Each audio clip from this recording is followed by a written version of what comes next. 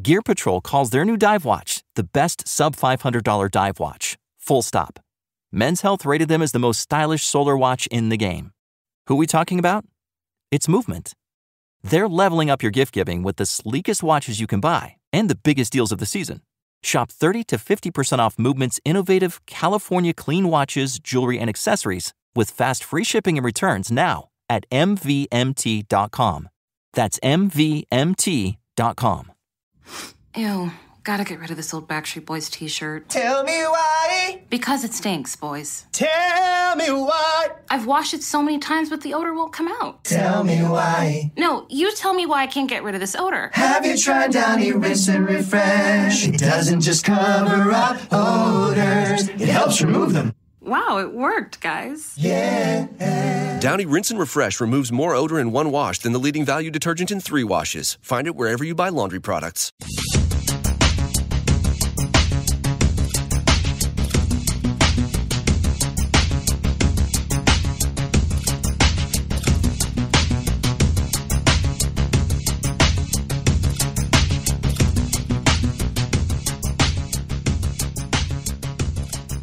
Welcome to this podcast. This is episode 49. My name is Tim Mitchell, and I am in Toronto, Ontario, and I'm joined once again by Jonathan Kuline in Mr. Mississauga. Hello there. We're also joined by Jaime Lopez Jr. in Seattle, Washington. How's it going? All right. Well, it's been a while. We're back. Yeah. So we have a lot to cover today. I think there's a prime reason why we're here today. Is it to talk about the Raptors being the NBA champions? Yeah, of course. That was exactly what I was thinking. Let's go, yes. Raptors. Thank you very much. All right. So let's start off with some fact checks. So we had one thing from the last episode, which was 49, which seems like a long time ago.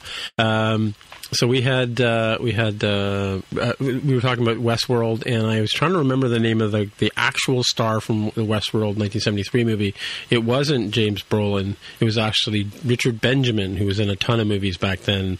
And I don't know where he's gone, because we haven't seen him in a while. At a guess, I'd say the grave, but I don't want to disrespect Mr. Benjamin. Perhaps he's still alive. Yeah, but he's sort of yeah, that's true. But he's of that age of what's his name's father, married to Barbara Streisand. James Brolin? James Brolin, thank you, yes. Who got his start as Dr. Richard Kiley on Marcus Welby, MD, for those of you driving at home. All right, so you were saying something about the Raptors, Jonathan? I guess I'm looking at the show notes here. Well, I'm going to put that every other note is going to be, by the way, the Toronto Raptors won the world's champions. NBA championship. As a side note, I went and saw Do the Right Thing at TIFF the other day, and we went the night after Spike Lee was there doing a Q&A, but they replayed the Q&A, and he started out with, "You guys are the world champions." So if Spike Lee can give us the nod, then I think we're within our rights to drive this point into the ground. And in spite of the tragic events that have befallen the team since then, i.e. our best player deciding he'd prefer to go home and play in Los Angeles, which we don't begrudge him, but we are a little sad. We still have the parade. We still have the championship banner that's going to go up this fall, and nothing will ever take away the championship we won. So, thanks for that. That's true. Yes, sir, Bob. Indeed. All right, so Jaime, you have the first story here. Why don't you hit us with it? Yeah, I figured we just start front and center with this one because I knew you guys would like this one.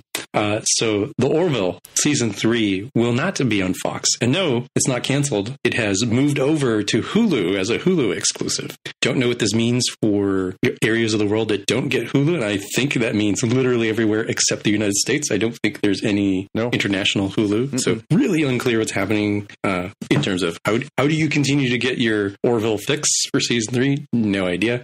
For me, I will be subscribing to Hulu, but I don't want to collect all the streaming services at once. That was your mission. Yeah, so I'm like, all right, well, there's Handmaid's Tale, season 2 and 3 that I have to catch up on, and Jonathan's talking about Runaways. I'm like, should I? I don't know how these episodes are going to be released. I just assume it's going to be week by week, the way that Discovery was done. So you kind of squeeze out more subscriber time. So I might wait until they're all out and then just binge all of that Hulu content in 1 month. So I'm bummed about that one. From I sure enjoyed getting the show for free, but it is nice that they'll be able to spend a little bit more, according to this article, on special effects and other things. And it sounds like part of the reason for this moving was the fact that McFarlane was like, oh, by the way, you're not going to be able to have episodes ready until, late 2020. Fox said, what? Okay. Maybe we can support that then if we can't wait that long, CBS All Access can wait because, you pay no matter what. But like for Discovery, and I don't really liken this as, being quite a juicy exclusive as Discovery was for CBS All Access. Clearly that helped launch that platform, and Hulu is already existing platform. It just adds to the armament that Hulu has in its battles against every other provider. Well, we talked about it in a previous episode, the fact that they're produced by Fox Studios, which is now owned by Disney as part of the acquisition. And we were talking about, the show's done well by Fox, but the question is, will Fox want to keep airing shows that Disney actually owns the rights to now? I wonder how much sort of behind the scenes stuff, because for them, this is the kind of stuff they want on Hulu, because they now have the majority share in Hulu. They want people's eyes on there, and they want to build up the traffic for it because they're going to put some of their own stuff. We talked about Ghost Rider and Hellstorm and some of the other stuff that they've got coming there as well, right? Yeah, and I think this really is becoming true, what I'd said before of, Disney will do this the same way they had the relationship between Disney Pictures and Miramax, where the family-friendly stuff comes through Disney, and the more risque stuff, sex, violence, drugs, profanity, that sort of stuff, is going to tend towards Miramax. And in this case, Hulu is that equivalent party. Yeah, it'll be interesting to see how the momentum carries, because you're right, Jaime. The 2020 timeline's an interesting one. A lot of people, and I think maybe the three of us included, I don't want to speak for Tim, but I think the season got stronger as it went on in season 2, and I think it got more interesting. I think the last 2 episodes got stronger. The rest of it was crap. And so I do wonder about the momentum curve of that too. If they're talking about not coming back for a full year and a half now, that's a long break for a show that's still relatively, it's got some episodes behind it now, but it's still not quite entrenched in the zeitgeist like that. It's a weird, it seems like it's a weird new reality for special effects heavy shows. Like we talked about the big gap. I don't think it was quite as big, but certainly still a big gap for Discovery. It didn't come out like year after year at the same exact time. Even though it's a smaller set of episodes, like 10 episodes, 10 to 13 episodes versus like old school TNG that was 25-ish episodes week after week. It just seems like it's a new world where if you like stuff that is not special effect laden, you can probably get those seasons year after year. And for things that are, it's going to be a year, and then sometimes a year and a half, and maybe some other gap. Yeah. Well, good luck to them. Hopefully it'll pay off. I am curious too, to your point, Jaime, what this means as far as the Canadian broadcasts. We tend to get Hulu broadcast material spread to the 4 winds. So some of it airs on Space, some of it airs on Showcase here in Canada. Some of it's on Crave Directly, which is our one of our streaming services. So I have confidence that a show that's established like that will probably be able to find a home, but who knows what that will be. Speaking of home wrecking.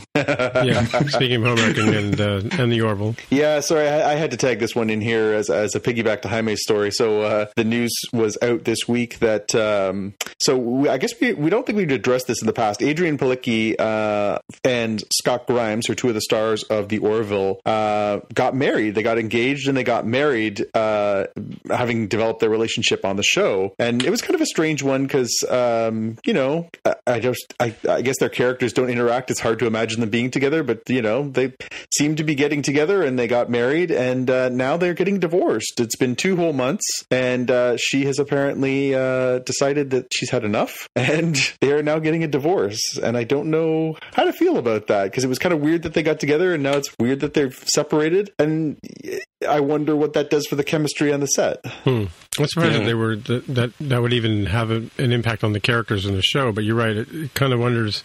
It's an odd pairing if you were to look at it from the point of view of who's on the show and what role they play. So, but people are people, and they have different relationships, and are different people off stage, off set, as it were. Right? It's true, but there is an age discrepancy. I think that was the part that sort of caught me, because Scott Grimes is he's 48, she's only 36. So I thought, oh, okay, that's an unusual unusual choice, but whatever. Love is love, and But it was funny that the announcement sort of came that they had gotten together, and then that they had gotten engaged, and then they had gotten married, and now 2 months later they got a divorce.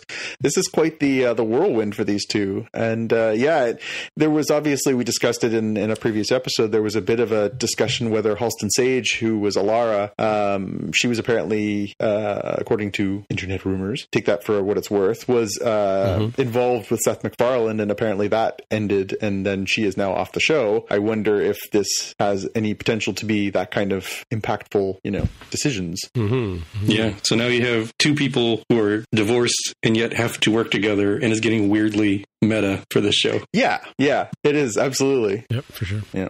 That's a strange one. All right, let's move on to the next story here, Hitchhiker's Guide to the Galaxy. Yeah, so, I know I'm a huge fan, and I know you are, Tim, as well. I don't know about you, Jaime, but Hitchhiker's Guide to the Galaxy, an all-time classic, and it sort of had some ups and downs as far as adaptations go. Famously a BBC radio show, a radio play, and then also they did a television program, which was extremely cheesy but really, really funny. And then in 2005, they did a film adaptation starring Martin Freeman that was not terribly well received, but I think people were excited to see it nonetheless. I know Tim and I were there on opening night. There's a story that Hulu's next big push into creating adapted content is going to be an adaptation of Hitchhiker's Guide to the Galaxy, and the report is that Carlton Cuse and Jason Fuchs will be running it.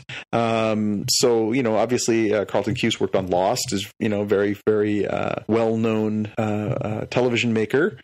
Interesting that this is something that they're going to be after. There's not a lot of details yet. So far, there's, it's pretty loose, just that's sort of the taste of it. But wanted to get your impressions, guys. I know I'm in for anything that they do in this universe. I don't think you could top it, because nobody's really taken it far enough. We got the movie. The movie sort of only did kind of the first book. We've got the TV show that covered the first two books and maybe into the third, but we never really got the whole shebang. What do you guys think about the idea of this being a Hulu regular series? I think for me, this will be very similar to the Doctor Who discussion, where I'm like, oh, that seems interesting. In this case, I actually have, unlike Doctor Who, where I'd seen nothing other than small clips here and there. I actually have seen the movie with Alan Rickman as the robot and stuff. Yes. So I think I will watch this, particularly if it ends up aligning with the Hulu stars, with me buying for the Orville. But I'm actually pretty interested in this. I think I'll give it a chance, just like the same way I did Doctor Who. Of like, I'm aware of the cultural impact. I've not been a fan, not because I dislike it, but just because I never had an opportunity to get exposed and into it. So this might be my opportunity to jump in. Mm-hmm. Cool. And in the sad news department, so we lost a sci-fi icon this week. Rutger Hauer died this week, age 75. Of course, for sci-fi fans, playing Roy in Blade Runner, such an iconic role, and of course one of the greatest sci-fi speeches of all time. His death scene at the end of that movie. Spoilers if you haven't seen this movie from the 1980s. Seriously, yeah. I think a lot of people sort of had not really thought about Rutger Hauer very much in the last little while. He was still working in he was on True Blood, I guess, for a while, and he did Gallivant. He's obviously a very prolific actor, worked for a very long time, from the 70s straight through till to the last few years. But yeah, I mean, again, Lady Hawk, his sci-fi fantasy bona fides are very, very strong. So it's kind of sad to see somebody like that gone. I saw people repeatedly quoting his famous speech at the end, which I did not realize, and maybe it's just because of my age, that I guess he improv'd some of that speech at the end of the movie, which is again become this sort of iconic soliloquy in sci-fi. So yeah, sad to see him go. Yeah, sad. And you're right. It's such a good monologue at the very end there that I had a discussion with a friend, because we were talking about his passing. We're like, oh yeah, because he was a good guy. I'm like, like, good guy. He was clearly the villain in the movie. It's just, he's not like a black and white villain, right? Like, he's like the freedom fighter for his people sort of thing. It's so compelling. You can understand his point that he does such a good job of turning what could be, oh no, like evil robot has gone wild and like it's going to kill us all. And it's like, well, no, I actually kind of see his point, and it's so poignant, his, soliloquy there at the end, that you're like, oh my gosh, like I feel like I've switched sides in alliances. Well, it in the end, it makes the movie a tragedy. When you're sort of following along and it's just sort of a crime noir, and Deckard's got to stop these robots that are on the rampage, and the first few are very much just more sort of bloodthirsty, and so is Roy. Mm-hmm. And that scene is terrifying, where Roy is hunting him through the building and he breaks his hand, and but that scene, it humanizes him in a way that even the desire to stay alive, which he expresses through the entire movie, doesn't. The idea that he is haunted by his experiences and that his death is a loss for people is really powerful. Like, that's what I think what really makes the movie. It makes it, as much as the dynamic between Deckard and the Sean Young character, his arc is really, really interesting, and to end that way really it makes the movie much more poignant. It's funny too, but I think of the time though, now we share everything, right? And we try to share everything, and people, are constantly posting their lives online. But at the time that story was written and the story was portrayed, a person's experience was their own, unless they had another way of expressing it, and sharing it. And I think that's what Roy was lamenting, was the fact that in his death, he in that last soliloquy he'd seen things that none of us are going to experience ever, Yeah. I mean, again, and he was another iconic actor. I mean, he was one of the Expendables and Expendables 2, I think, right? Mm-hmm. He kept coming back as in different roles as a sort of tough guy, and it's surprising to hear a tough guy pass away. Mm-hmm. Like that just doesn't happen, right? Mm-hmm. And I don't think it was like ever any indication that he was 75 years old is not young, but there's never any indication that there was anything wrong. I mean, like, he'd been around, he was around, and now he's gone. Yeah. Mm-hmm. Well, R.I.P. Mr. Hauer, you were beloved, and you have left an indelible memory in a lot of us. So, in happier news, speaking of older men who are acting, so we're going to get really into it in this episode. We're going to talk about some of the stuff that came out of San Diego Comic-Con. There's lots and lots of interesting news for us to discuss. One of the things that came out there that I was just absolutely thrilled by was the fact that there was some information that started coming out about the CW's big superhero crossover Crisis on Infinite Earths that they've been touting since last fall. That is, of course, going to cover through Arrow and Flash and Supergirl and Legends of Tomorrow and Batgirl, or Batwoman, the new series. It was revealed that they are going to bring back and cross over with a whole bunch of other DC properties as part of this. They had mentioned that Tyler Hoechlin is going to come back as Superman.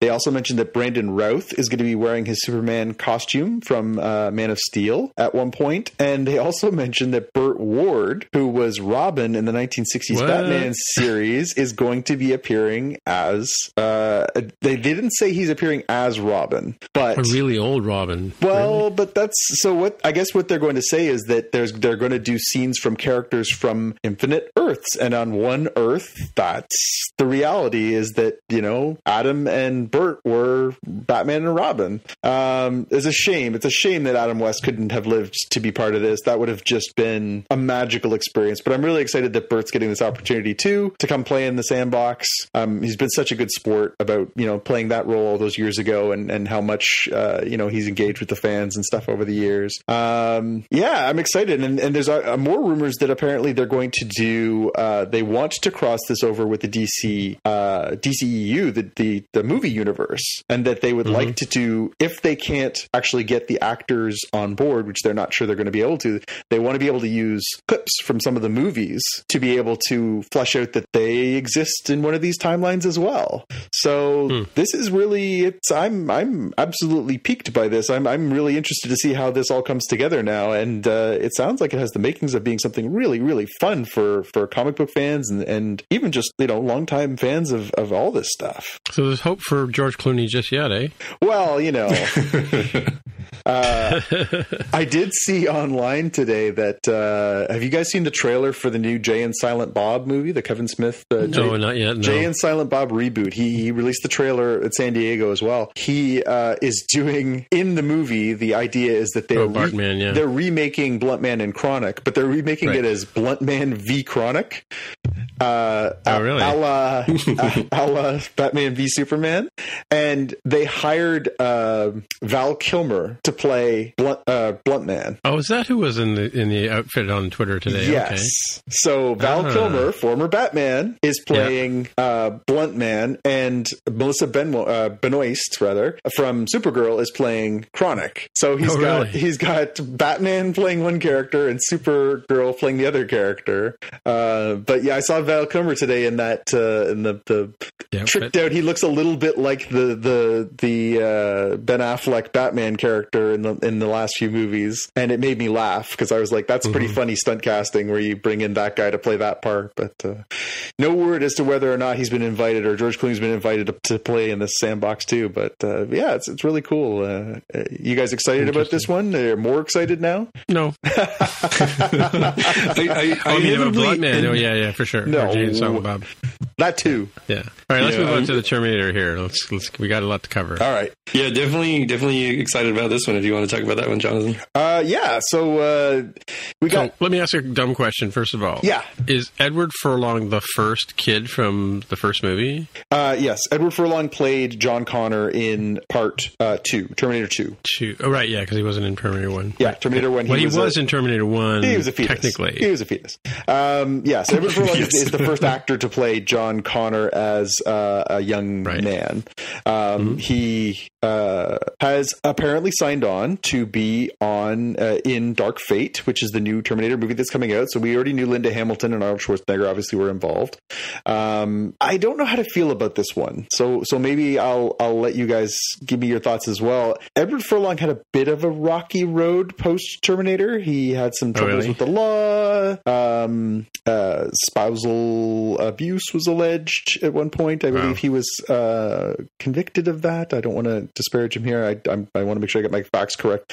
But there has been a little bit of a backlash online about whether or not it was appropriate to go back to that well, given his personal history. Yes. Substance abuse issues and domestic violence issues apparently is the past issues. Well, James Cameron did say he was going back to, or this is a reboot, not related to any of the other movies. Yes. Right? So yeah, he's as far as he's concerned, this is Terminator 3 after his Terminator 2. Right. Okay. Terminator 3 again. He's been hanging out with George Lucas too much. Yeah. Okay.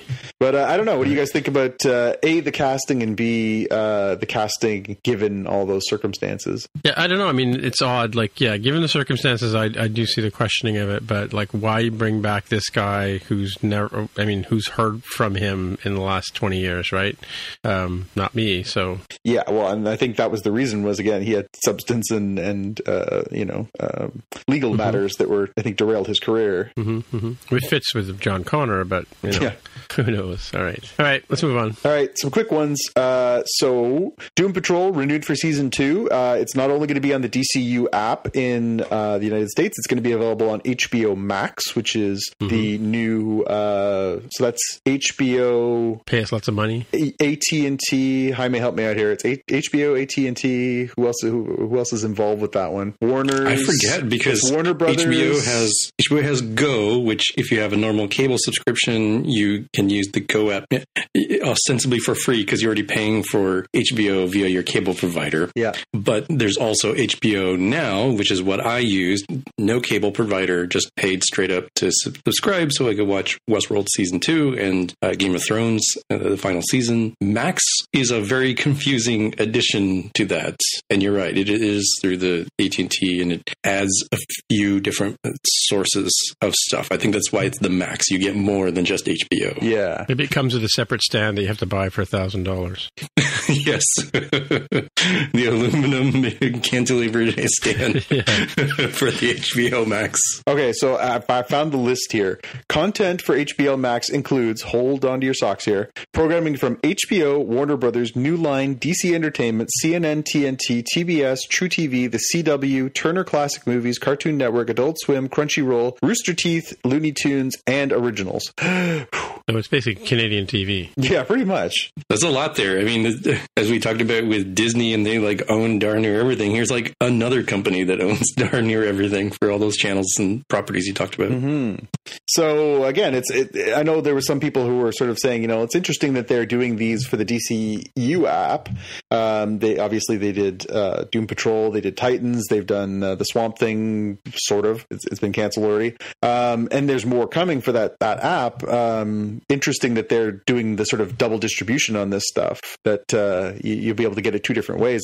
It's probably pretty smart because I think that DCU app is pretty niche. Another quick one, Good Place. Just catching everybody up since our last broadcast. Good Place. I thought that was finished. That's what I'm confused about. No, season 3 ended with a bit of a sort of reboot of what's going on. Cliffhanger, yeah. Okay. I'm not going to get too far into it because obviously spoilers.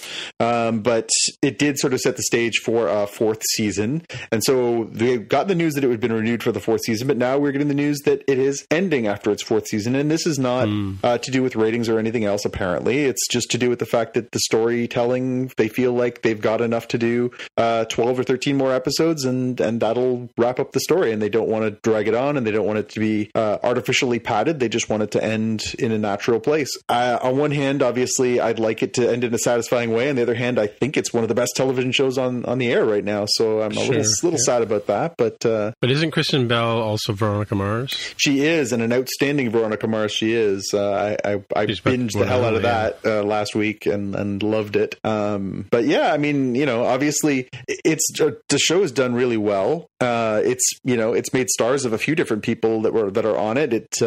Obviously Kristen didn't need much help, nor did Ted Danson, but we're now seeing Jamila Jamil and William Jackson Harper, and the rest of them are sort of rising stars now. So I guess for them it's good, they can move on to other things. But yeah, it'll be bittersweet. That's such a great show. I hope it gives them a chance to finish the way they want to, and they're happy with it. But sad to see it go. Yeah, a lot of twists and turns in that show for sure. Mm-hmm. Okay, what's next? 2 other cancellations. Another one's close to my heart. Sci-Fi in the United States has canceled Happy, and they've canceled Deadly Class. Deadly Class, based on an Image comic, quite good, quite well done. A little bit confusing why that one. I guess its ratings just didn't justify it. Happy, I'm absolutely heartbroken by.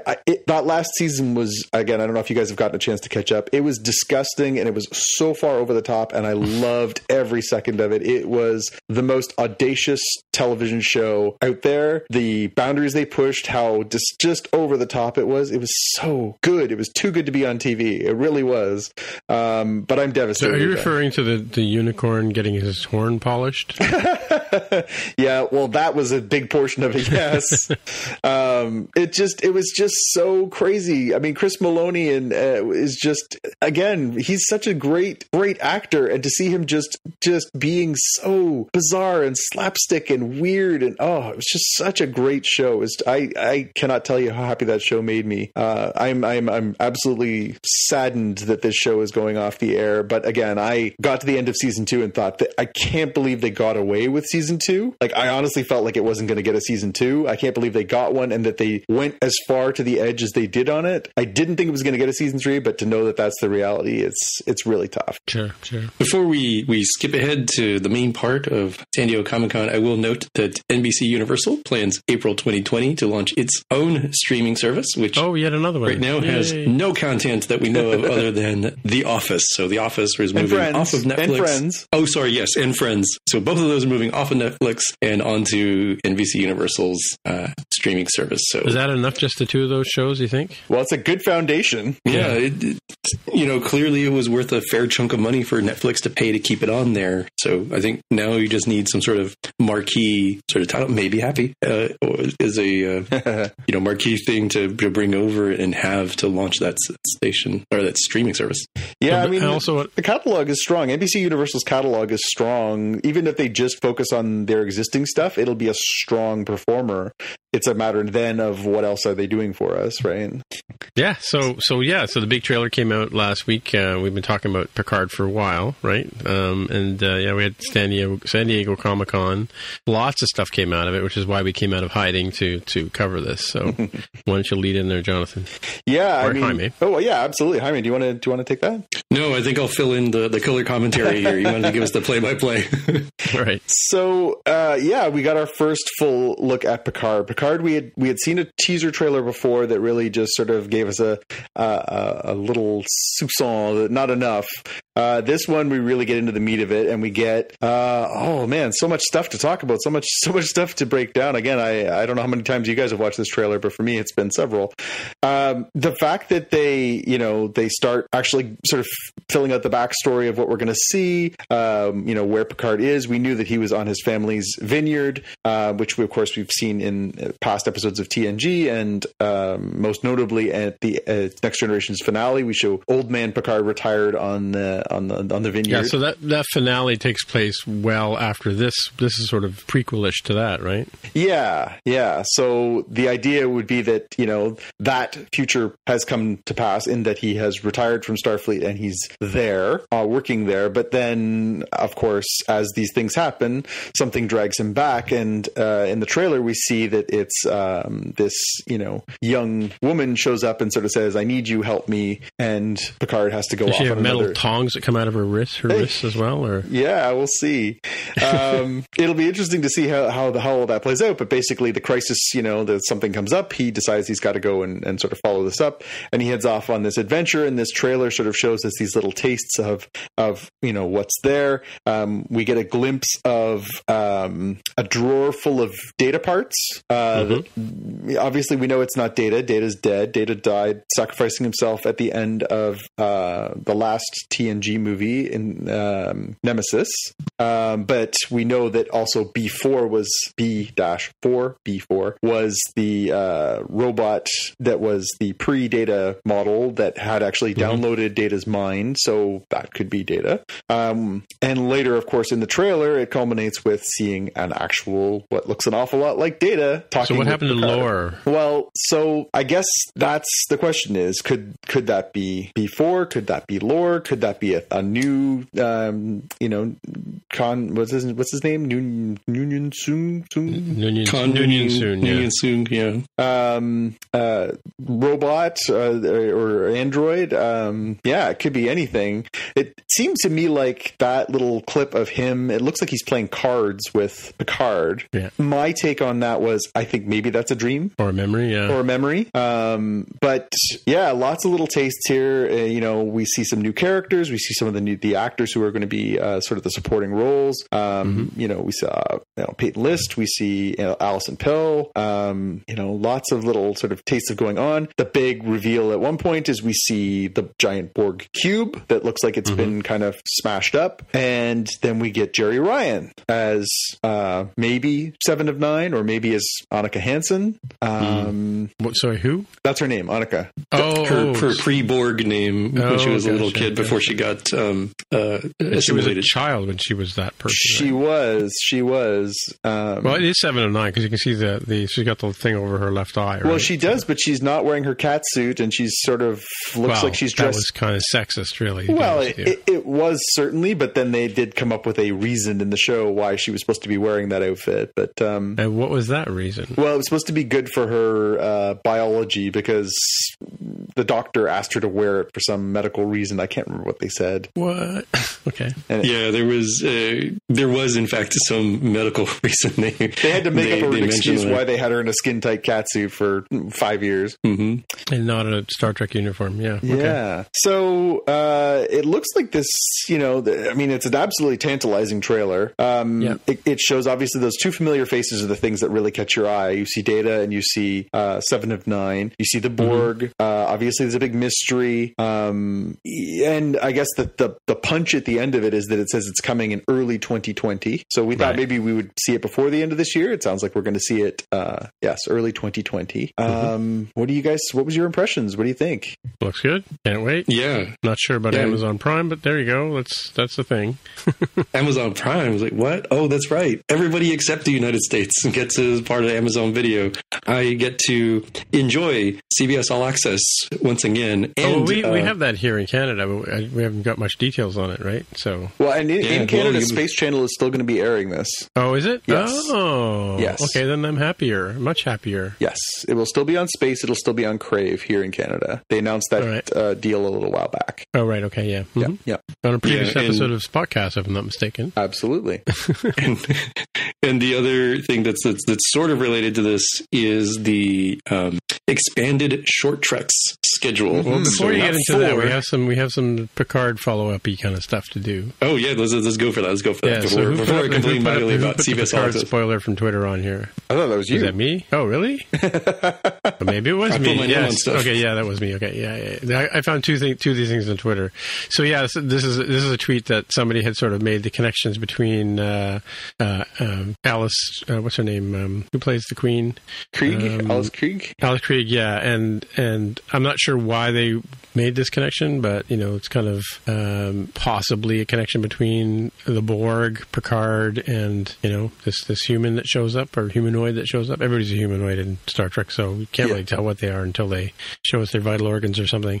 But yeah, so this is a bit of a spoiler. So I don't know what you guys think about this tweet, or if you looked at it or not. Right? These are lines from the trailer. Mm-hmm. Spoilers if you haven't seen the trailer yet. But interesting idea. There are, as far as I can tell, on the interwebs, there are 3 distinct camps, and the 2 primary camps are she is some timey-wimey version of the Borg Queen before she becomes the Borg Queen. That's why she might be the destroyer of all. There's another pretty popular camp that says, no. You see all that stuff about Data and Picard? Maybe she's Lal or some sort of Lal-esque assumed android. And then there is the other side that says, no. What she is related to the Borg, but she's Picard's daughter from the presumed DNA material they extracted out of him when they assimilated him. Ooh, that's a good one. That's a good one. Yeah, I'm unclear how that one's like way less popular. That one is the the also ran to the primary 2 top finishers, right, between Lal and Borg Queen. So who knows? I could see evidence in the trailers for either one. Yes, yeah, further down, somebody put up that he's got a picture of Deanna Troi and Riker. So we think it's their child. What would be the controversy about that? I wonder. I don't know. I don't know if it's the controversy so much as it's the intrigue. I guess. Yeah, that's kind of a a low volley. It's not very exciting. Mm-hmm. But so Ricky Modello, he works for Apple, and he's kind of a geeky guy that we all kind of follow. Did a couple of talks at WWDC and that kind of stuff. But he has got too much time on his hands because he went and took apart the trailer, and he thought to himself, I wonder if. And if you look at the tweet that he's got here, he's got the appearance of Jerry Ryan in the trailer, but he's also got the math behind the audio appearance of Jerry Ryan and the visual appearance of Jerry Ryan. And if you take those two things and you average them out over the length of the movie or length of the trailer, she appears at exactly 7/9 of the trailer. I don't doubt it that they would throw in something like that. It seems weirdly close. Like, how do you even know what 7/9 is? If you were to just do the math, nobody knows what that number is off the top of their head. Well, it's 0.7. It's around 0.77 about 0.77, according to his math. If we have to trust his math, right? So I feel like that is the world of coincidence that people are trying to see patterns in. But good on you, Ricky, for trying. That seems the average of the voice. I can't even imagine to what end, to what purpose would that be? Like what? But what he, 7 of 9. Come on. I think this is like the Paul is dead sort of stuff that they could throw in there, keep the fans intrigued. I guess I'm more intrigued with Ricky than I am with Ricky and his theories now that I am with the idea that's that trailer. Yeah. Well, come on, it's the power of math, people. Sorry, I stole that from a tweet just below here. Everything I learned from Twitter. All right. Sorry, Jaime, I cut you off there on the Short Treks trailer part. No, I didn't realize I was not paying close enough attention to what was after the Picard stuff. Right. And that is, I was complaining. This By the way, the video is unavailable in my country. Just want to point that out. Oh, for the trailer? Really? Yeah, it's only available in the United States, unless, of course, you happen to subscribe to some sort of VPN service. That is dumb. It's literally a commercial for stuff that they want you to see. Yeah, they don't want anybody but the Americans to see it, though. Right? Yes. That's the point. Yes. Canadians aren't allowed to enjoy this. It would explain why there's a fair number of people who are like, who the heck is this character? Way deep into season 2 of Discovery. It's like, oh, did you not see that? Those short treks, those actually are pretty important. We thought they might be, throwaway things that, whatever, they're just trying to get an extra buck out of me, and I've got to subscribe, 1 month at a time to see 15 minutes of content. No, it actually was important. But they are doubling down, 50% more down, I should say. Instead of 4 short treks, there will be 6 short treks. Ask Not, Children of Mars, The Girl Who Made the Stars, Trouble with Edward, Ephraim and Dot, or Ephraim and Dot, and Q&A. So, all sorts of stuff. We've seen Number 1 and Spock seem to be, I presume, the Q&A one, where they seem to be trapped in the turbo lift and talking about stuff. And I have to look at the video, and I totally forgot what the other things were that we saw. Was that all we saw? Something with tribbles? Yeah, they showed a tribble-y focused one. They did say that of the 6, that 4 of them, I think, were going to be animated. And they didn't show any of that in the trailer, which is interesting. Yeah, if you want to see more of Anson Mount as Pike, I'm sure he's in there for at least 30 seconds. I do. I really I'll see you do. guys on deck 2. Okay, cool. I would like to see, I don't know, say like a 5-year mission with him, please. Which was discussed. It was teased. Yeah. Yeah, but did he actually have a 5-year mission? I mean, how long before he ended up on the planet with Vina and all that? Well, theoretically, it was the warp core accident that caused this problem, right? If they're still like 10 years pre original series, there's enough of a window there to tell that story. Interesting. I'm Maybe they'll bring him back as an old man at his family's vineyard eventually. That's right. Just reeling around with his lights blinking. Yep. Too soon. Yeah. All right. What's next? They also Star Trek Discovery 3, season 3. Yeah. So the one note that I tagged in here is just that all of this content, including they did a little breakdown for Star Trek Lower Decks, which is something that I know Jaime's been keeping us abreast of in the last little while. They sort of gave us some character outlines and a little bit more of the sort of plot of that as well. But yeah, Discovery Season 3, Picard, and Lower Decks are all listed right now as coming to CBS All Access in 2020. So we're not getting any more Trek this year, kids, which is, I guess, okay. Although I think all of us had our hopes on that when Discovery ended, was that March? That we thought, or April, I guess. I think we all hoped that it would, we'd see something else this year, whether it was Picard or they were talking about doing the Captain Georgiou, section, what's it called? Section 31 storyline. I think we were all hoping we would see more Trek this year, and it sounds like we might be getting those short Treks because those aren't listed as 2020. Those are listed as coming soonish. So maybe that'll be our last little taste. But it feels like Star Trek is booming again with all these different projects going, but it's a shame we have to wait a little while. So actually, there was a picture posted by Jonathan Frakes of the QEW driving towards the CN Tower the other day. Well, he directed an episode in season 2, and they're back because I saw the actor who plays Saru posted a picture the other day, Doug Jones, of him shaving his head, and he said, "Time to put the makeup back on." So they're back in town. Right. That was, I think, maybe 2 days ago. He posted with him bicking his head because he has to climb into the Saru makeup again. So nice. All right. Yep. So a point of clarification, because I heard the guys on the Greatest Discovery podcast get confused about this. So there are 2 animated series coming. One Lower Decks is the more Rick and Morty, more adult-esque sort of humor show. But there is also, I want to say it's coming to Nickelodeon. There's like a kids show. Oh, yeah, they did mention that. Did they talk about that? But they didn't talk about it at San Diego, did they? I didn't see. I was asking you because I didn't think I saw any news about that. Yeah, I didn't see anything. And again, I didn't watch all of the Q&As they did and everything, but I did not hear any details about that one at all. I think that one's probably further back in development. I don't think it's ready to go. So the other bit we got in San Diego was a huge dump of Marvel news. Marvel announced all of its Phase 4 movies. I think we kind of knew what was coming, but now we have official titles for everything. We also got the full slate of release dates for those, and we got the full slate of release dates for all the new TV shows for Disney Plus. And they also told us what they're going to have in Phase 5, but they didn't actually put any dates to it. So this is pretty cool. So we're looking at May 1st, 2020 for Black Widow. That's Phase 4, Movie 1. We're looking at November 2020 for The Eternals. February 2021 for Shang-Chi and the Legend of the Ten Rings. May 2021 for Doctor Strange in the Multiverse of Madness, which may be the greatest movie title I've ever heard. November 2021 for Thor, Love and Thunder. So that's Thor 4 for those scoring at home. And then their TV shows, they announced Fall 2020 for Falcon and the Winter Soldier, Spring 2021 for WandaVision, which is the Scarlet Witch and possibly Vision, Spring 2021 for Loki, Summer 2021 for What If, which is their animated What If comic book adaptation, and then Fall 2021 for Hawkeye. And then we jump into Marvel Phase 5, which is 2022 and 2023.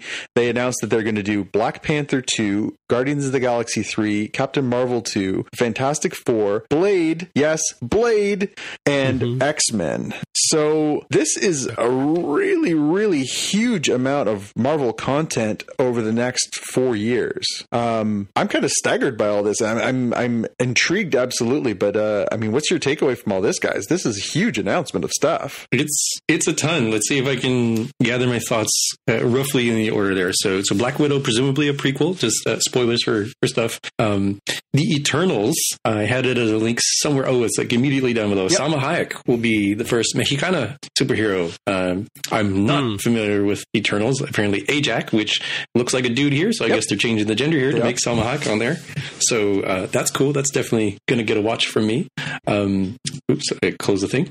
Shang-Chi. So my understanding is he is a proud or perhaps secret Canadian. I'm not sure. No, proud Canadian. A very, very proud Canadian. And it sounds like he sort of talked his way into getting the role, I guess. He's like, hey, what about me? Yeah, okay, come star in a movie. Cool. Yeah, I mean, he was on a few shows last year talking about how cool it would be to be in the Marvel Universe. And he was on Q Radio the other day. They replayed a bit talking about all the Orientals that are being represented in various pieces. And yeah, this is like Salma Hayek. I don't mean to take away from her being the first Mexicana or Latino, I guess, star. He'll be the first Oriental star. He's Korean, actually. Asian, I think is what we're going to... Asian. Well, is it? Yeah, he's basically star of...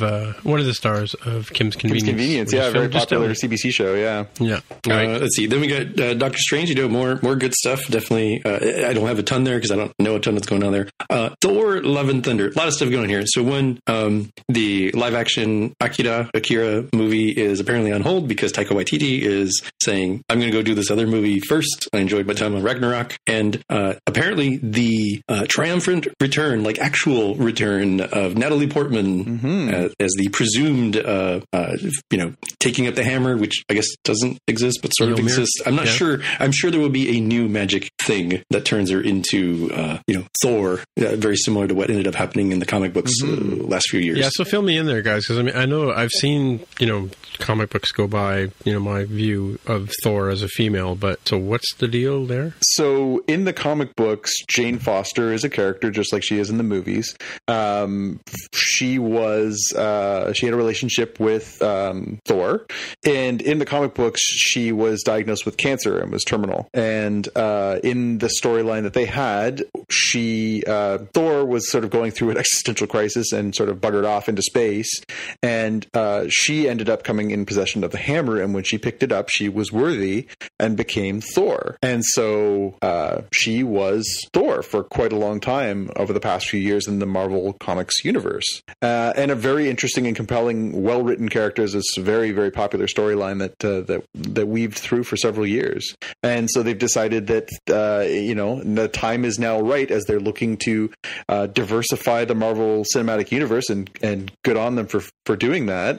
As we're starting to sort of see, a little more progression, and they wanted to come back strong. So they were able to pitch her that, hey, come back into this universe again, and you're not just going to be, the damsel in distress. You're going to be a hero. And so that's a pretty interesting way to bring it all back around. Right, cool. I'm kind of interested in the Falcon and the Winter Soldier. I'm a little, it seems like an interesting pairing, but I'm a little surprised that it's not Captain America and the Winter Soldier. I kind of assumed that the Falcon had, taken on the mantle, similar to how he had done in the comics. Well, I think that's going to be the theme of the piece too. I get the impression that it's about, heavy. What is it? Heavy wears the crown, or heavy hangs the head that wears the crown. Like I think it's the idea of these two men who are so close to Steve Rogers, who are both potentially could have been Captain America. The idea of them sort of having to deal with a world without Cap. I think this could be a really, really interesting character development series if it's done right. Mm-hmm. Yeah. WandaVision, I don't know a ton, so I can't comment. Loki, I mean, I think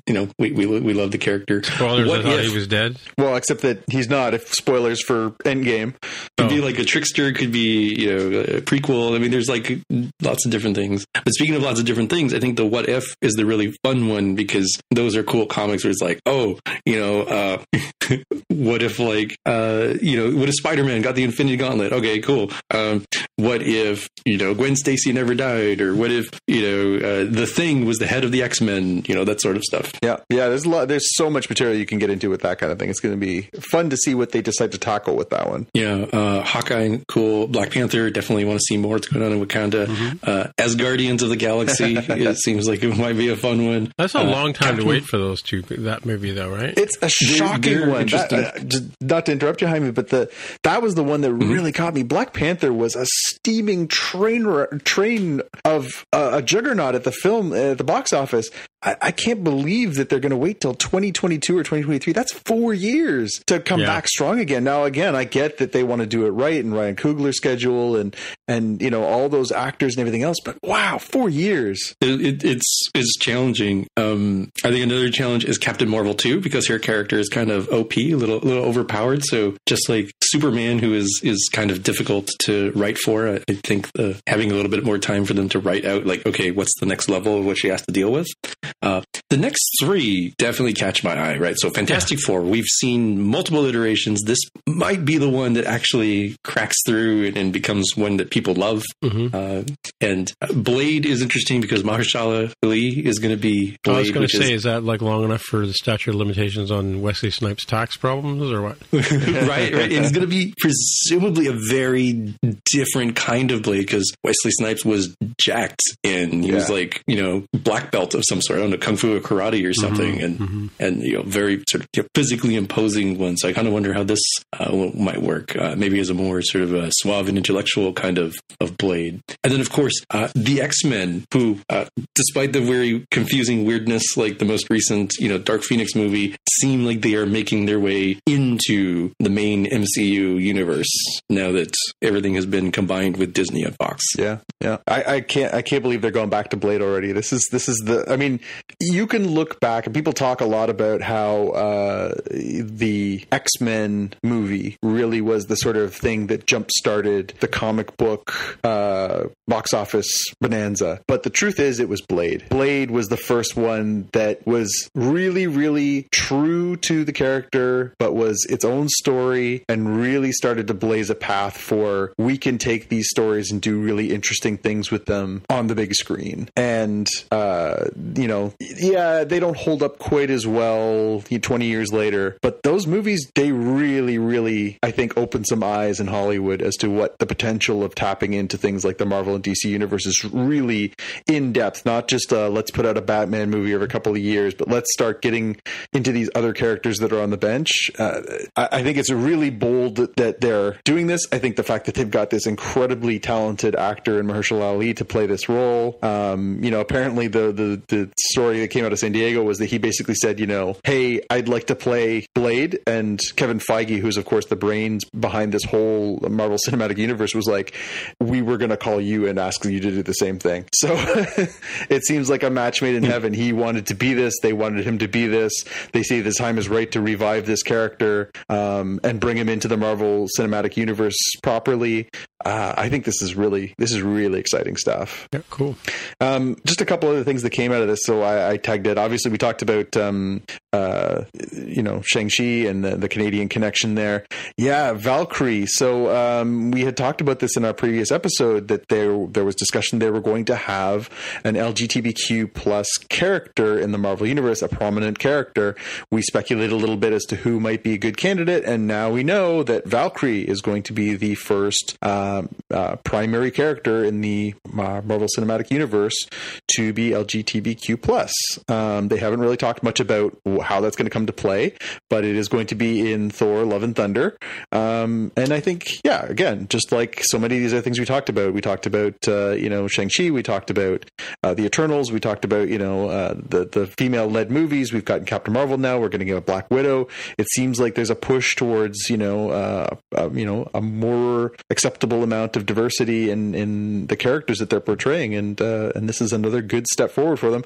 I will nitpick a little bit and say that maybe they could have aimed a little higher with the prominence of the character. She's been in a couple of movies, and again, she's an amazing actress, and I love her to death. But I do think that it's not like it was Black Widow or Captain Marvel or any of the headliners that got that as well. So true. It starts somewhere, and they're weirdly behind DC in this because we've had Black Lightning with the daughter character, I forget her name, and the upcoming Batwoman series. Mm-hmm. So I guess it has to start somewhere. These are not, admittedly the headliners like the Superman, Batman, Wonder Woman sort of level, or the Tony Stark, Captain America, Black Widow level. But it's good to see progress, and continued progress. I think will be good. Yep, and that was something that, again, that when you look at the totality of everything that announced, all the Phase 4, the Phase 5, the TV shows, and if you sort of step back and look at it all, it is starting to be a little bit more noticeable that they're making an effort. And I guess that's how it has to start, right?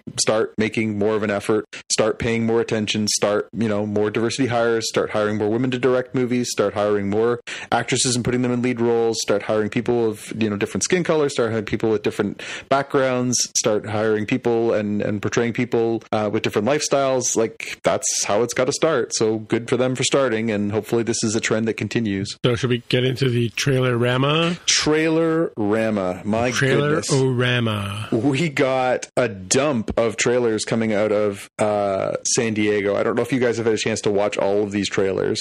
So we got a Westworld Season 3 trailer. We got a Watchmen full trailer for the new HBO series that's coming up.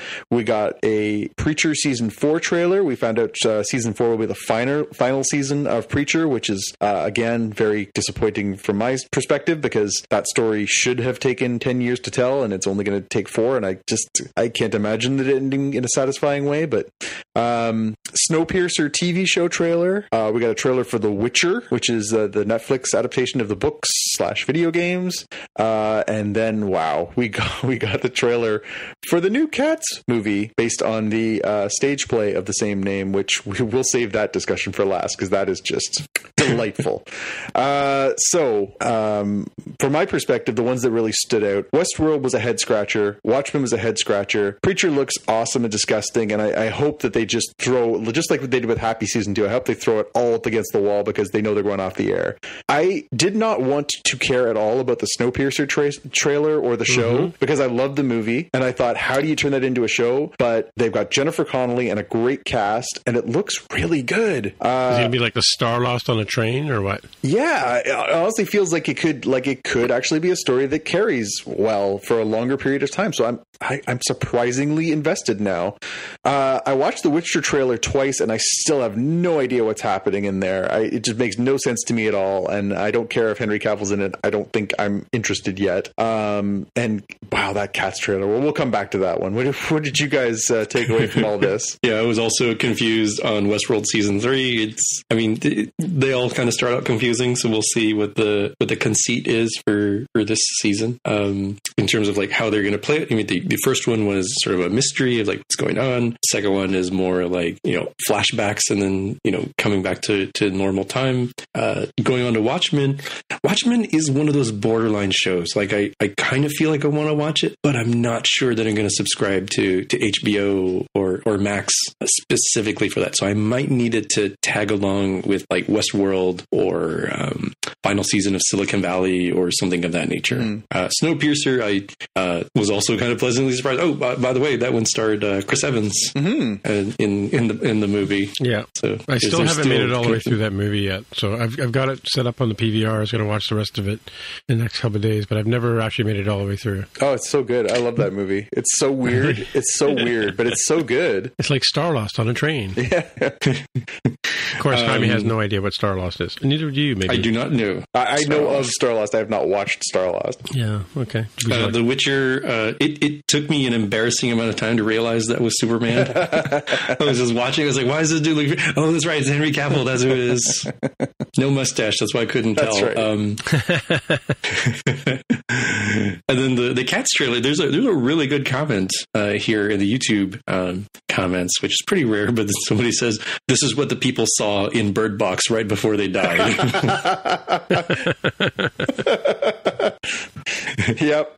That's pretty bang on. It's weird. I want to see the behind the scenes because it has to be people covered in like full body green suits with just their face coming out. Yeah. That's the only way I could see this working. Oh, do you think they don't think they're actual costumes like the last one?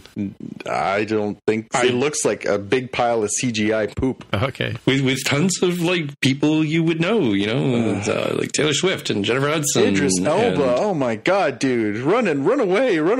Oh, hey, speaking of Idris Elba, have you heard that the next Bond might be a woman? Well, there is a new 007 who's going to be a woman. Sorry, yeah, new 007. Yes. Whether it may be Jane Bond or something like that. But well, no. So apparently they announced a little bit of a teaser for the new Bond movie, and that it's going to be James Bond has retired from active duty, and so they've reassigned his 007 honorific to a woman who will be 007. But of course, James Bond will have to be returning, and whether or not he retakes his 007 is a different matter. The operative question is, has anybody told Idris Elba yet? Yeah, well, yeah. That's what I understand the fan support. I had my doubts just given Idris Elba's age as to whether you could build a 2 or 3, 4 movie franchise out of that, because like the big reason for moving off of Daniel Craig is like the dude's getting older, right? It eventually happens. So yeah, I definitely understood the fan interest, but I was like, I don't know how this practically works when you're going to have like a decade of this person's life doing these movies. Yep. Right. So, you guys know I haven't watched any or most of The Office. I've just caught the odd show here and there, but I didn't know that Idris Elba was in The Office. That's right. He was like another manager or director or something, wasn't he? That's right. And they moved his name into a closet or something like that, right? Yeah. There's a lot of connections there. You get the James Wood? Yes. I think it's James Wood or James Spader. I got to Google. Oh, yeah, I think it was James Spader, wasn't it? James Spader was in it. Yeah. Ultron is in there. Yes. That dude. Yeah, it's James Spader, yeah. For what it's worth, also the actress who's going to play the 007, not to fall too far down this rabbit hole, is Lashana Lynch, and she is also black. So that's something is of color, I believe you would say. Start moving forward. Well, she's British, and I do not know what her heritage is, so I was going to use a more rounded term like black. But okay, right. Yeah, and I guess maybe as an aside, as we're talking about some of the progress and things. So in the interim, in our mini sabbatical here, we have seen Aladdin go and make tons of bucks. I think The Lion King is actually doing pretty good, making tons of bucks. The voices or the mouth movements are weird. But it's still making money though. Yeah, apparently that didn't impact, parents and children's enjoyment while they're eating popcorn. I did hear a review of it the other day by somebody who said it was like 2 hours of parents taking their kids to the bathroom. That sounds about right. And along the Disney's remaking all the classic stuff out of their archives, Mulan, we saw a trailer for that, which seems like it's not a retelling of the Disney movie, but seems like it's the Netflix Marco Polo version of Mulan. Somewhat more realistic, somewhat more grounded in combat. And the announcement of the casting for Ariel and the Little Mermaid, and the internet furor, pun accidentally unintended, that people were very upset. But she too is black of some sort of thing. Yes. I don't know if she's American, so I don't know if she's African American. Who's the actress? Sorry, it's her name is I think Halle Berry. I think it's not Halle Berry. Okay. It's Halle Berry. I will double check that, but I feel like because I remember her name being. I remember thinking, wow, that's really close to the very famous actress's name. Yeah, and has resulted in Brooklyn Nine-Nine's or America's Got Talent host Terry Crews saying, hey, maybe I can be King Triton. Did you see how jacked I am and how appropriate I am for that role? And apparently the singer Lizzo wanted to play Ursula as well and has been campaigning for that, which I don't think that's a bad fit either. So, all right. Could be interesting if they go down this pathway, yeah. Oh, it's Halle Bailey. Halle Bailey, as opposed to Halle Berry. Yes, Halle Bailey. That's rough. That's like being Michael B. Jordan. We're like, yeah. What? Dang it. Why did there have to be this mega star with my almost same name? Yeah. Halle Bailey. Poor guy. Yeah. Tim, did you have any takeaways on any of these trailers? No. Watchmen is just weird. Watchmen has always sort of been a weird fit. Like it's kind of grown on me over the years. But yeah, it was because it was completely different from a story point of view from anything DC or Marvel sort of threw at us. I can't even remember who Watchmen came out from initially, but it was DC. It was DC in 1986. Yeah, but it was an interesting sort of hey, this is a whole completely different universe where superheroes are not necessarily the great guys kind of thing, right? But it's odd with the sort of what's the name of the character with the face that keeps moving around? Rorschach. Yeah, and it's sort of these Rorschach type clones. I don't know. I'm not sure. The trailer doesn't give much away, but it just seems kind of weird. Yeah, I'm very curious to see how it fits into the grand scheme of that universe. It looks stylish, and the acting list that's on there is very impressive. But I just don't know what to make of it. Yeah. And Westworld, I'm not sure. Aaron Paul bring him back. The whole idea behind Westworld is the Westworld is just one of many worlds, right? So to me, I kind of see that they moved into another part of the Wonderland or whatever, wherever they are, right? So let's look at what's on your watch lists. All right, so I'll start off the watch list. The one thing that I'm looking forward to, which I imagine we probably won't have another episode before then. So iZombie, the series is wrapping up on August the 1st. It'll be the end of the 5th season, and that's the end of the whole run. I'm glad they got this way to sort of wrap up the storyline. I was a big fan of the series, really, really enjoyed it. I think I really love the chemistry of the actors. It sort of fell into being a little bit procedurally, it was just a little sort of, lighthearted police procedural with a little bit of sort of the horror sci-fi stuff mixed in. But I'm going to miss it. I'm disappointed that we're not going to get more of it. Just not because I don't feel like the story's been told and it hasn't been done satisfactorily, but it's really good television. So I'm looking forward to seeing how they wrap it up on August 1st. Cool. All right. Jaime, what do you got? We got a couple here. One is a comic from Saturday Morning Breakfast Cereal which addresses what is the truth behind Superman's weakness to kryptonite. We'll have that in the show notes for those of you transporting at home. I don't want to reveal too much on that. It's a quick hit. Sort of the longer one that I have as a pick is Steve Shive's channel. He does the Trek Actually videos. I think that was a pick of the week.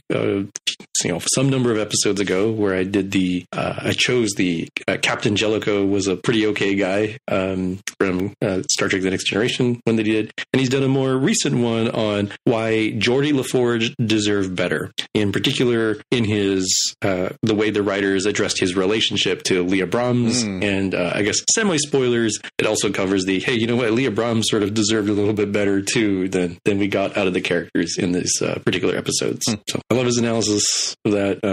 I agree or not, I think he follows these pretty thoughtfully and says like a lot of things. You're like, hey, wait a minute, that's right. That is what happened in that episode. Yeah. Let's analyze that a little further. Yeah, I always felt like he did get the short shrift. Geordi's love life over the course of those 7 seasons is really quite tragic. What about the movie we're going to go see tomorrow? Oh, well, I'm going to go see some Hollywood movie tomorrow. Something Hollywood movie. Really long title in Hollywood movie. Once Upon a Time. Once Upon a Time in Hollywood. Starring Charles Manson and Sharon Tate. Yes. Which, of course, I'm familiar with that story. Are you familiar with that story too? Yeah, absolutely. I read the book. Yeah. Oh, did you? Okay. Well, there you go. I'm curious to see. We talked about this. You and I have been back and forth on Messenger this week talking about going, and of course we're going. It was with this sort of stunning realization that it hit me as Tarantino has always said he only intends to do 10 movies, and this is movie number 9. And really, that's what sort of hit me when we were talking about should we make an effort? Should we go? And I thought, you know what, I want to see this movie in the theater because he's a great filmmaker. Like his last couple of movies, Hateful Eight was a really, really interesting cinematic movie. It's beautifully shot. And it made me think like, this is kind of this isn't going to last forever. Quentin Tarantino is a modern master. And if he's only going to make a couple more movies, you kind of want to make an effort to go see these things. Yeah, for sure. I mean, of course, in the back of my brain, I think, yes, clearly it won't last forever because human mortality. I did not realize that Tarantino had like a Spawn timer that was going down. Oh, yeah. And counting down like every time he makes use of his powers, it diminishes him. Well, because they were talking about that in relation to the idea of him doing a Star Trek movie, which is something we've talked about in the past. And he's still openly talking about as a possibility. He said actually just last week, he said, if I do that Star Trek movie, for the record, that's my last movie. And that's a really weird possibility too. What? Yeah. So, I mean, we're looking at, this could be, and this, if you think about sort of the eras of his work, if you look at Reservoir Dogs, Pulp Fiction, and Jackie Brown as sort of one era of his career, and then you look at Kill Bill 1, Kill Bill 2, and Death Proof as a second phase of his career, where he was doing sort of the homage to the different genres there. And then you look at the third phase, which is Inglourious Bastards, Django, Hateful Eight, and this. They're all historical reimagining, or historical fiction reimagined. Those are sort of the 3 arcs of his career. It'll be interesting to see how he chooses his last film. Does he stay with this most recent arc of his career? Does he go a completely different direction and do something like Star Trek? But it's either way, it's kind of a weird notion to think that if he keeps true to this thing that he's been saying for many years, this has always been his intention, is to just do these 10 memorable movies and walk away. I don't know. It's a weird thing to come around to. Yeah, this seems kind of weird, especially because he's not an older man. No, I was going to say he's not like he's in his 50s, I think. Yeah. That is odd. Yeah. It's kind of an odd proclamation to make in any case, right? So, well, and again, who's to say that he can't, change his mind? Kevin Smith said he was retired several years ago, that he was just going to focus on podcasting and never make another movie. Okay, guess what? And since then, he's made like 3 movies, and one of them is about to hit in October. So, I guess we all have the prerogative to change our mind. But either way, I think it's worth going and seeing this movie. He makes great films. They look great. He is clearly, a very special filmmaker, and I think like going and seeing some other directors that are of that ilk, you got to see their work in the best possible way. For sure. So I guess that's it. So, hey, Jaime, if people want to get in touch with you, where would they find you? I'm on Twitter as @DevWithAHair. All right. And Jonathan, if people want to find you somewhere? I'm on Twitter and Instagram as @JPKNews. All right. And my name is Timitra, TIMMITRA. Away is where you'll find me on the Twitter machine with that handle. I will be speaking at SwiftTO in August, so if you're a techie and you go to that kind of thing, check me out. I will be there. Are you speaking anywhere coming up soon? I will be speaking at iOS Dev UK in Aberystwyth with Wales. That is coming up in first week of September. Sorry, I had to think. I was like, Labor Day. What day is Labor Day? 9/2 to 9/5. I want to say. I'd have to look. But yeah, I'll be giving a talk there. Cool. Alrighty. Well, until that next time, we'll see you guys in the future. Bye. Bye. Bye. If you want to find out more about the podcast or see the episode show notes, visit the Spockcast website at spockcast.com. You can get in touch with us on the website or follow us on Twitter at Spockcast. If you have feedback or questions, send us a tweet with the hashtag AskSpockcast. If you like the show, please consider recommending us to a friend, writing a review on iTunes, or pledging any amount at patreon.com/Spockcast. You can find details on how to help us out on our website at spockcast.com/sponsor us. Thanks for listening, and we'll see you in the future.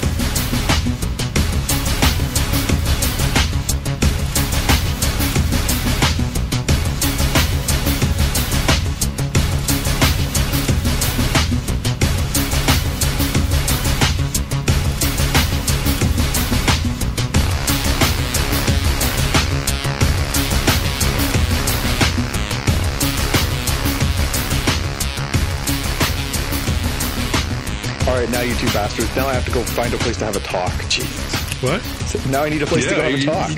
Talk? Like a panel at like Comic-Con or something. Like a Toronto Comic-Con or something. That's too bad. Yeah. It's been so long that this Raptors are NBA champs seems like really old news because now Kawhi Leonard is like with the Clippers and Steve Ballmer. Hey, did we win the championship? I forget. You did, and I'm definitely pro giving you guys props. I don't have any skin in the game, so I'm totally fine with it. I was just like, oh my gosh, it's been long enough that I kind of forgot that fact. Well, I'm just putting that there because that's going to be there on every episode. I'm going to remember to remind everybody every episode going forward until they inevitably get wiped out next year. So until they lose and it can no longer continue. That's right. They're still the champs. That's right? Exactly right. Well, that was actually one of the funniest things that happened to us here in Toronto because the Blue Jays won the World Series in 1992 and 93, and 94 was a lockout. So they were the champions for 3 years because there was no champion in 1994. So they carried the championship from October of 1992 and were the champions straight through until October of 1995, even though they only won 2 titles. Oh, because of the lockout. Because of the lockout. Right. They held the title, and there was no other champion in the meantime. They were just that's a good like Jeopardy question. Like this team, has more years than they have actual title wins. It's like what? It's like who the heck is that? Yeah, nobody will get it. Nobody will get it. Yeah, unless Jonathan's on the show. Yes. Nobody ever does. See, that would be an advantage if you had an idea of what the breakdown was going to be, because people always do the geography stuff. They always do the literacy stuff. Not literacy, literature stuff. Literature, yeah. They never ever want to touch sports, and they never ever want to touch science. So if you think that there's a chance there of getting a sports or a science one, like you go in and you bet big on those. Yep. Pray for that daily double. Right. A lifetime of hard work. Children laughing in the kitchen. Family photos on a restaurant wall. A legacy that lives on. It all comes from the power of a conversation. Like the one Tommy Hall had with First Horizon Bank about taking over his father's Charleston-based restaurant business. Now the table is set for a whole new generation. First Horizon Bank. Let's find a way. Go to firsthorizon.com/Tommy. First Horizon Bank, member FDIC.